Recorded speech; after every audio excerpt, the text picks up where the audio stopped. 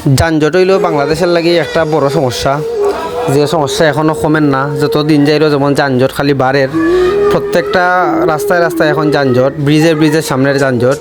So আসসালামু আলাইকুম রহমতুল্লাহ। আজকে সকালে গেছিলাম ফাগলা বাজার গিয়া দেখি যে জ্যাম লাগছে, অবস্থা খারাপ। আমি মানে আস্তমা দিকে গেছি, তারপরেও অনেক দূরই ফাগলার অনেক দূরই গাড়িটা থামে গেছে, পরে আমি আইটা যাওয়া লাগছে। আর যানজটের অবস্থা প্রায় আধা ঘন্টা থেকে 40 মিনিট আছিল। আর যে গরম বুঝলাই তো, 40 মিনিট আর 40 মিনিটের মতো গাড়ির থাকা কতটুকু কষ্ট। একজনের অবস্থা খারাপ, গামতে অবস্থা শেষ। আর ও যানজট কোন দিন যেন আমরা মানে কমবো একমাত্র আল্লাহ তালাই বালা জানান। রাস্তাঘাট যে মানে যেরকম ছোটো, এর থেকে বেশি হইল গাড়ি, এর লাগে হয়তো যানজট কমেন না। আর যদি মানে বড় বড় রাস্তা করা হয় বা 1 বাই রোড করা হয়, তাইলে মনে হয় যানজট কমতে পারে। তোমরা কমেন্টও জানাইবা যে যানজট কমতে পারে কোন সিস্টেম করলে।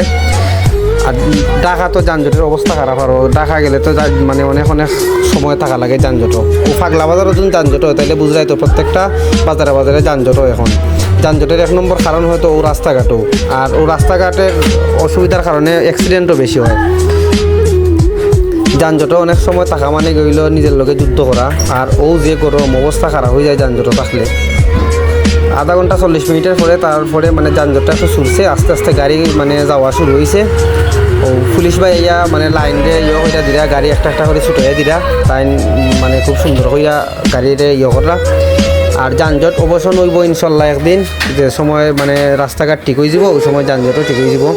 আর ফাগলা বাজার আসলে খুব মানে মোটামুটি অত বড় নয়, ছোটো মোটো একটা বাজারও প্রায়। আর ও বাজারও যখন এরকম যানজট হয় তাহলে বড় বড় যে বাজারগুলো আছে মানে ওখানেও কী অবস্থা তোমরা একটু রিয়ালাইজ করো।